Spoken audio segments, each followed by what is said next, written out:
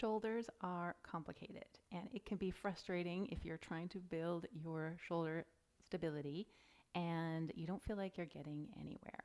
So that's part of the reason we decided to start the Shoulder Stability and Upper Core Fundamentals workshop for hypermobile humans, because the shoulder and neck area are really quite complex and there's a lot going on. So we have broken it down into a fundamental place that you can start to learn and feel how your shoulder works, how it should feel when the joint is stable.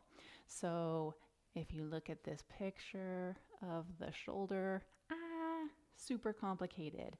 Even if you just look at splits here, the lovely skeleton, we've got the shoulder blade, we've got the arm, we've got the clavicle, we've got the ribs. So those are just the bones that are a part of the shoulder complex. Plus all the muscles, there is a lot going on. So we give you some information about what things look like under there for those visual people who like to visualize what's going on in their body, if that's helpful.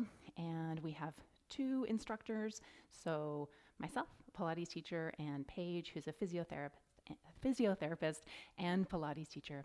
And we both teach and we give different cues. We have different styles that each cue can work differently for different people. So maybe if you're more of a visual person and we say, imagine that you have a balloon underneath your armpit and your armpit's floating up into position, that works great for some people.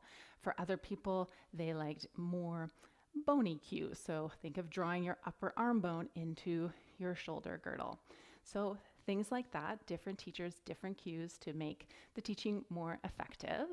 And we also think it's important to connect and feel with what's going on in your body. So we'll use props, for example, the wall, as something to help you feel what's going on in your shoulders or feel that stability.